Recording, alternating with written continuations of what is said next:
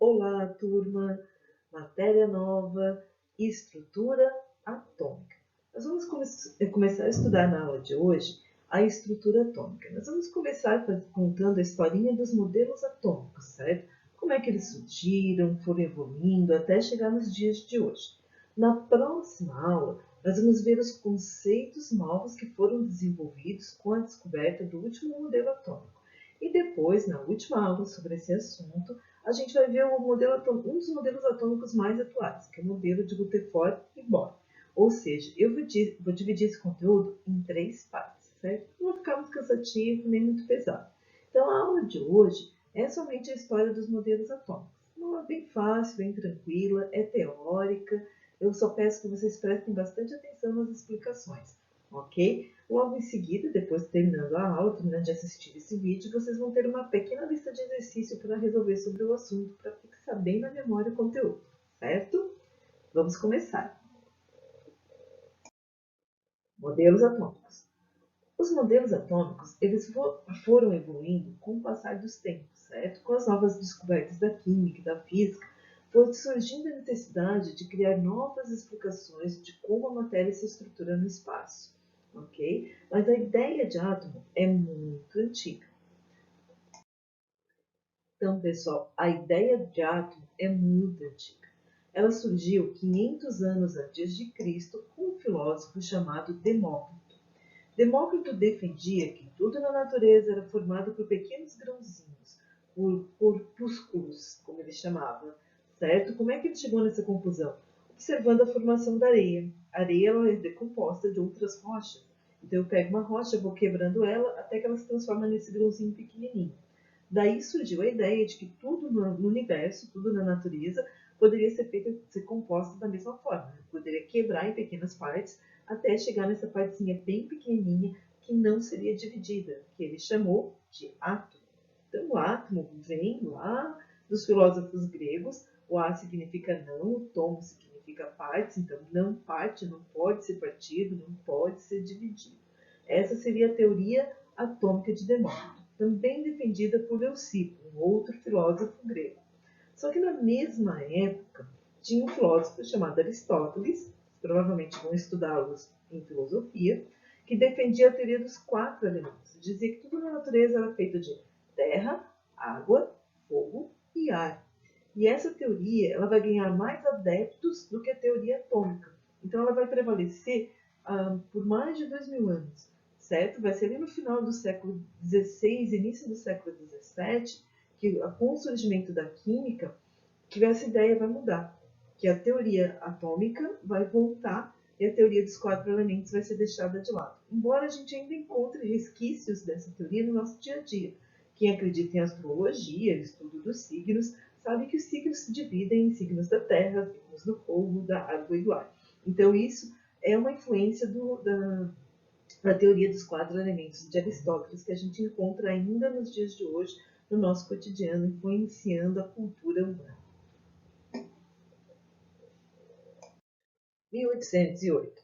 John Dalton vai criar o primeiro modelo atômico, baseado nos experimentos feitos por Lavoisier e Proust no século anterior, no século XVIII.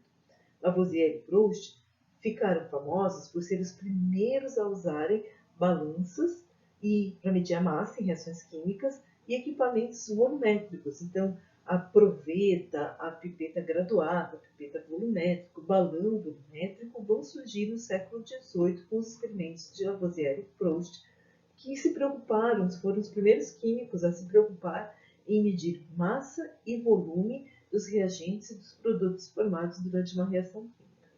A partir desses experimentos, eles começaram a perceber que a matéria não era formada de 4 elementos, como afirmava Aristóteles. Tinha alguma coisa errada nessa teoria.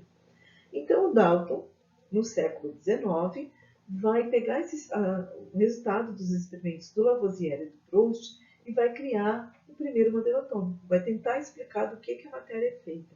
Então, ele diz para ele, né, ele vai atrás da teoria do Demócrito, ele volta com essa teoria, que era só uma ideia, mas agora a gente tem uma reação química para provar que ele estava certo, e ele cria esse modelo. Como é que seria o átomo para o Dalton? Muito parecido com o átomo de Demócrito e de Leucipo. É uma esfera maciça, homogênea, indivisível, Eletricamente neutra, certo? Então, o principal aqui, indivisível, maciça, 1808, que compõe qualquer espécie de matéria. Então, se a gente fosse representar o átomo de Dalton, seria mais ou menos como aparece aqui nessa imagem. Então, a gente pegaria um pedacinho de grão de ferro, por exemplo, dividiria em pequenas partículas, em pequenos corpúsculos que ficariam amontoadinhos, todos unidos, bem compactos. Então, para Dalton, cada átomo seria uma partícula extremamente pequena, maciça, indivisível e eletricamente neutra. Então, essas são as principais características do modelo atômico de Dalton. Ou seja, o modelo atômico de Dalton ele é parecido com uma bola de sinuca ou uma bolinha de gude, certo? Então, a gente usa a bola de sinuca, a bola de gude, para representar como seria o átomo na ideia de Dalton, primeiro modelo atômico. Pequeno, maciço, eletricamente neutro. Um objeto maciço é um objeto que não tem pedaços ocos dentro dele. Imagina um ovo de Páscoa maciça, né? Chocolate completamente preenchido de chocolate. Então, o átomo de Dalton seria assim, ele não teria espaços vazios dentro dele, ele seria completamente preenchido, ok? Modelo atômico de Thomson. O modelo atômico de Thomson foi desenvolvido em 1897, aproximadamente, tá, gente? Em torno disso, 1896, 97. Essas datas elas variam muito de livro para livro, porque nessa época a comunicação era muito lenta, muito demorada. Levava 3 meses, 6 meses para uma carta chegar, para um químico se comunicar com outro, certo? Não em segundos como a gente faz hoje. Por isso que essas datas às vezes aparecem em valores um pouquinho diferentes de um livro para o outro. Mas o importante é o período. Então, isso já foi lá 90 anos, mais ou menos, depois de Dalton. Thomson vai criar o segundo modelo atômico. Ele vai ter que mudar algumas coisinhas no modelo de Dalton. Por quê? Nessa época, começam a surgir os fenômenos elétricos. Né? A eletricidade está bombando, eles estão construindo transformadores, geradores de energia, pilhas, baterias. A física tem uma grande evolução nessa área da eletricidade. E com o estudo da eletricidade, eles começam a perceber que a matéria ela não é indivisível e ela não é eletricamente neutra. Tem alguma coisa ali na matéria que gera carga elétrica, certo? Que gera corrente elétrica. Então, Thomson vai tentar explicar esse fenômeno. E para isso ele cria um novo modelo atômico. Então, ele vai usar experiências de William Crookes, certo? É um dos cientistas que vai criar a ampola de Crookes. E observe que existem partículas menores que o átomo. E aí eles chamam essas partículas de elétron. Surgem os elétrons de carga elétrica negativa. Então, essas pequenas partículas menores que o átomo, dotadas de carga negativa, denominadas elétrons, vão ser descobertas por Thomson em 1897. E com essa descoberta, ele desenvolve o segundo modelo atômico. Nesse slide, eu trouxe para vocês a ampola de Crookes. Uma aplicação prática da ampola de Crookes, ainda nos dias de hoje, são as lâmpadas fluorescentes. É um tubo de vidro preenchido com gás rarefeito. A fluorescente, a gente usa o mercúrio na forma do estado gasoso, sob baixa pressão, e faz passar uma corrente elétrica dentro desse tubo. O que acontece com esse tubo? Ele se acende, ele emite luz, certo? Uma luz um pouquinho azulada do mercúrio, então a gente pinta o tubo de branco para realçar essa luz, para reforçar a luminosidade dela, o efeito provocado pela passagem da corrente elétrica através de um gás rarefeito sob baixa pressão, certo? Então, isso foi o que o Crookes fez, essa é a ampola de Crookes. Aqui vocês podem observar nesse desenho que ela está um pouquinho modificada. Nós temos aqui uma parte um pouco maior, né, mais larga, e uma parte mais fina da ampola de Crookes. Por que ele fez fez o vidro dessa maneira? Porque aqui na ponta, onde ela está mais larga, ele aproximava uma placa carregada negativamente e uma placa carregada positivamente. E observava o que acontecia com a luz produzida dentro da ampola. Essa luz eles chamaram de raios catódicos, certo? Os raios catódicos se formavam quando o polo negativo, cátodo, e o polo positivo da ampola recebiam uma corrente elétrica, eram ligados a uma bateria, eram ligados a uma fonte de energia elétrica. Ao aproximar as placas carregadas positivamente e negativamente, eles observavam que os raios catódicos, a mancha de luz, ela se deslocavam, ela se movia, se afastando da carga negativa e se aproximando da carga positiva. Cargas de sinais opostos se atraem, ou seja, se os raios estavam sendo atraídos pela carga positiva, sinal de que esses raios catódicos seriam negativos. Por isso também que eles são repelidos pela carga negativa. Então, sinais iguais se repelem, sinais diferentes se atraem. Foi daí que surgiu o conceito, então, de que os raios catódicos teriam carga negativa e seriam compostos pelos elétrons, certo? Partículas menores que o átomo de carga negativa. Então, pessoal, baseado nos experimentos realizados por Crookes, nos resultados obtidos na ampola de Crookes, o Thomson vai reformular o modelo atômico de Dalton, certo? Continua maciço, isso não muda, é igual nos dois modelos, mas o Thomson vai dividir o átomo em duas partes, uma com carga elétrica positiva e a outra parte, os elétrons, com carga elétrica negativa, certo? E ele vai imaginar os elétrons presos junto com a carga positiva, tudo misturado, tudo embolado. Então, é uma esfera gelatinosa, esse é o termo utilizado por ele, esfera gelatinosa, de carga elétrica positiva, em que os elétrons negativos, e muito menores, estariam incrustados, de modo a neutralizar as cargas, certo? A carga negativa do elétron neutralizaria a carga positiva da esfera gelatinosa. E ele deu um nome para esse modelo, pudim de passas, um apelido. E acabou ficando engraçado, o povo não levou muito a sério. Então, o modelo de Thomson até hoje é meio que uma piada entre os químicos por causa dessa ideia do pudim de passas. Imagina, para ele, o átomo era macio, era fofinho, tinha a consistência de um pudim de leite, certo? E dentro desse pudim de leite, nós teríamos passas, né? Uvas passas, ameixa seca, alguma coisa crocante, que daria crocância a esse pudim, que ele afirmou seriam os elétrons. Então, essa ideia é meio maluca, um pouco engraçada, não foi muito levada a sério. Mas o modelo dele é muito importante, porque foi o primeiro a trazer a questão da carga elétrica para os modelos atômicos, admitir que a matéria era formada por dois tipos de carga elétrica, uma positiva e uma negativa. Ok? Em 1911, Ernest Rutherford fez alguns experimentos para estudar a radioatividade do polônio, e os resultados que ele obteve nesse experimento levaram ele a alterar o modelo atômico de Thomson e a criar o terceiro modelo atômico que a gente utiliza até os dias de hoje. A base criada por Rutherford continua a mesma. A gente só vem aperfeiçoando ela um pouquinho mais. Então, qual foi o experimento que Rutherford fez? Então, pessoal, o que o Ernest Rutherford fez? Ele pegou um isótopo radioativo do polônio, concentrou ele e colocou dentro de um cubo de chumbo, certo? Com uma pequena abertura.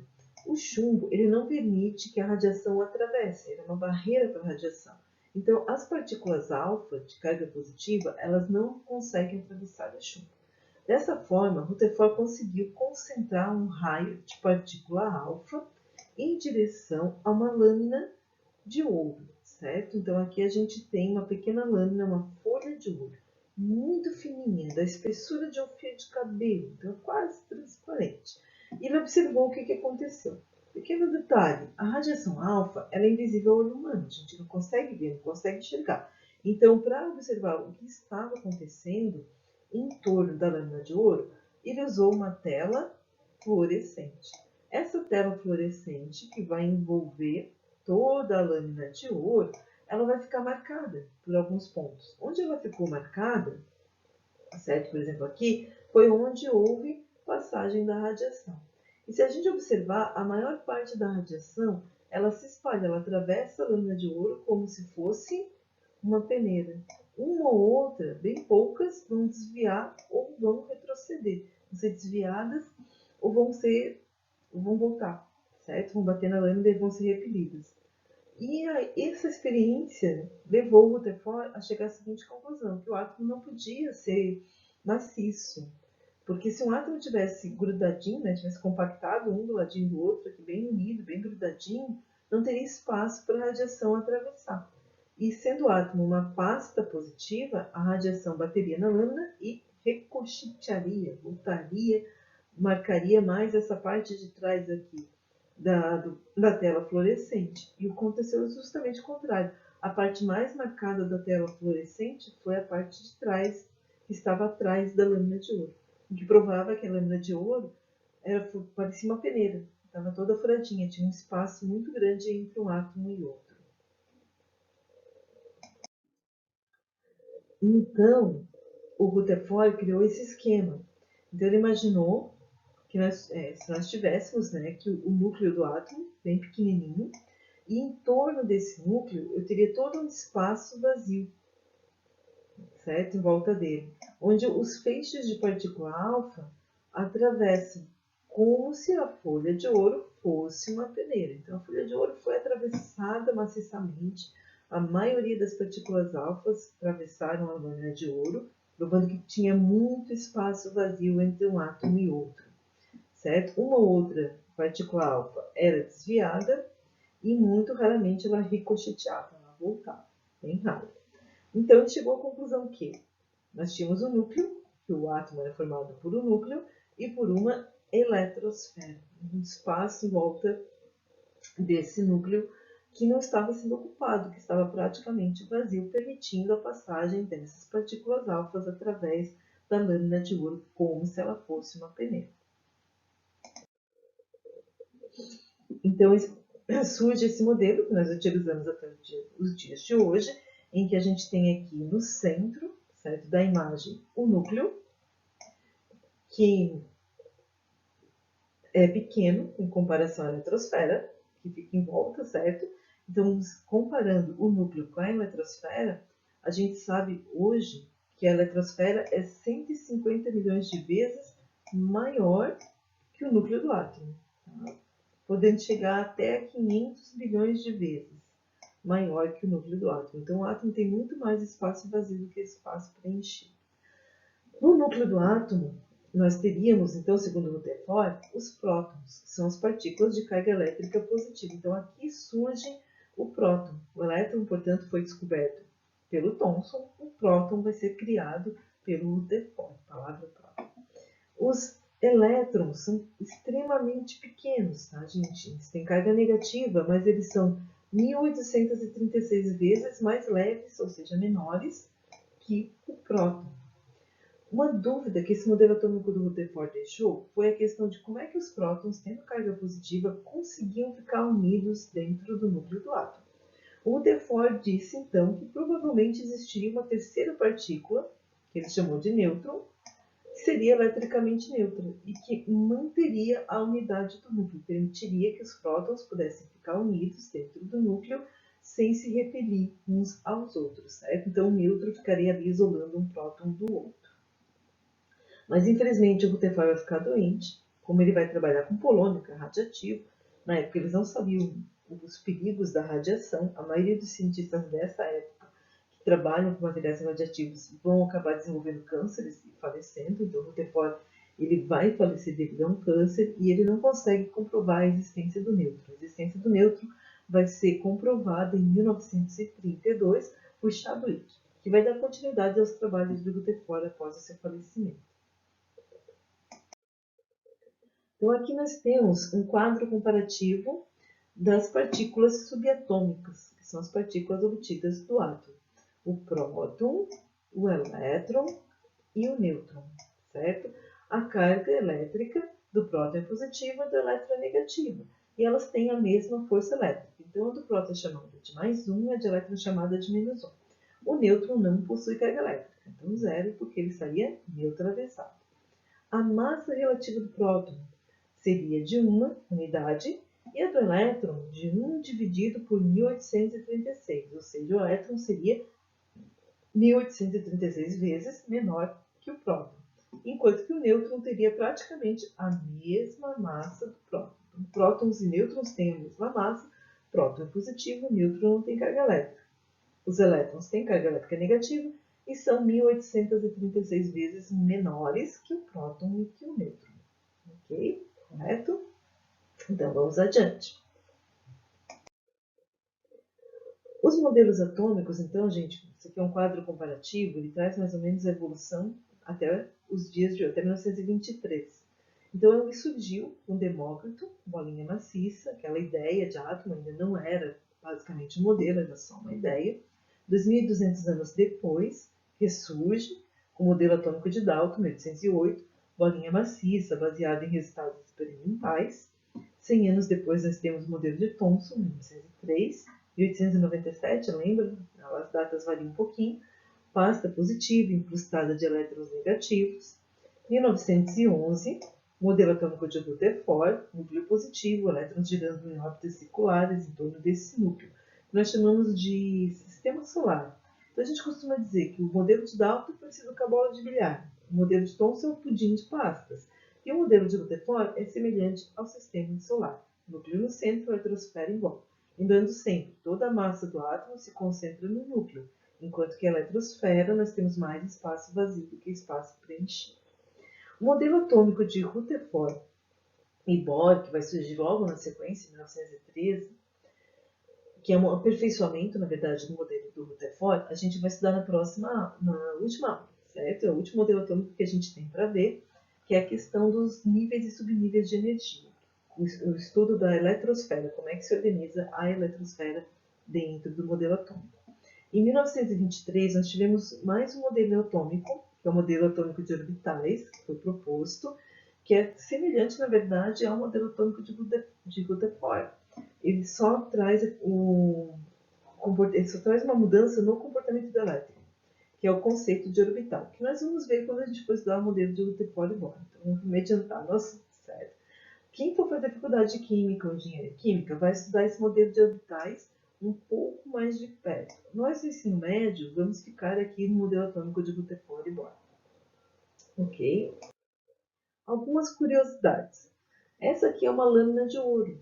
O ouro, ele é um metal muito mole, muito macio. A gente consegue transformar ele em quase tudo. Então, a gente consegue moldar ele muito facilmente. Se eu pegar um pedacinho de ouro e martelar, eu consigo transformar ele em folhas bem fininhas, folhas bem pequenininhas, que foi o que o Rutherford fez para fazer o experimento dele. Então, a folha de ouro que o Rutherford usou no seu experimento, ela tinha espessura de um fio de cabelo, parecida com essa aqui da imagem, da foto, bem pequenininha, bem fininha. Isso só é possível porque o ouro é muito maleável, certo? Por isso que aquela história de morder a moeda de ouro deixa a marca do dente, realmente. Aqui nós temos uma imagem para fazer uma comparação, que eu acho bem interessante, entre o núcleo e a eletrosfera. Então, se a gente imaginar que essa moedinha aqui de 10 centavos, que tem 2 centímetros de diâmetro, certo? Ela fosse o núcleo de um átomo. Se ela fosse o núcleo de um átomo, a eletrosfera desse átomo estaria afastada de 200 metros até 2 quilômetros de distância em torno dessa moeda. Para a gente ter uma ideia do quanto a eletrosfera é maior que o núcleo do átomo. Uma outra comparação também interessante é a questão do Maracanã. Todos conhecem o Maracanã, de ginástica de esportes. Se Maracanã fosse um átomo, Maracanã seria a eletrosfera. Sabe ali aquele ponto onde o jogador coloca a bola para iniciar o jogo? Ali a gente colocaria uma cabecinha de alfinete. A cabecinha do alfinete seria o núcleo do átomo. E todo o estágio em volta seria a eletrosfera. Então a eletrosfera é muito maior do que o núcleo. Porque na eletrosfera, os elétrons que têm carga negativa, eles ficam se repelindo uns aos outros. Eles não conseguem ficar próximos. Então eles ficam se movimentando nesse. Eles têm que ter espaço para se movimentar. Quando um elétron se aproxima do outro, automaticamente ele se repele, mudando de lugar, mudando de orbital, o poder dos orbitais, certo? Enquanto que no núcleo, os prótons não conseguem se movimentar, eles estão presos, mas eles se encontram isolados por causa dos nêutrons. Então, a massa do átomo se concentra dentro do núcleo e o espaço, o volume ocupado pelo átomo é preenchido pela eletrosfera, é definido pela eletrosfera. Isso aqui é só uma piadinha de químico para a gente ir um pouquinho. O que o átomo diz quando atende o telefone? Próton, certo? Só para a gente se divertir um pouquinho. Okay? Pessoal, a aula de hoje era essa. O que eu tinha para explicar para vocês era isso. Fácil, se observar, nada muito difícil. Vocês têm ainda um resumo teórico que eu escaneei do livro, do Tito e Canto, que é um livro que eu gosto muito de química, que traz um resumo bem sucinto desses modelos atômicos. Então, eu gostaria que vocês lessem esse resumo. Eu vou deixar esse material em PDF no Classroom, acompanhando o vídeo, certo? Então, assistam o vídeo, leiam a apostila. Quem quiser fazer um resuminho no caderno, também seria interessante, com as principais informações desse texto. E, em seguida, façam os exercícios, ok? Próxima aula, a gente vai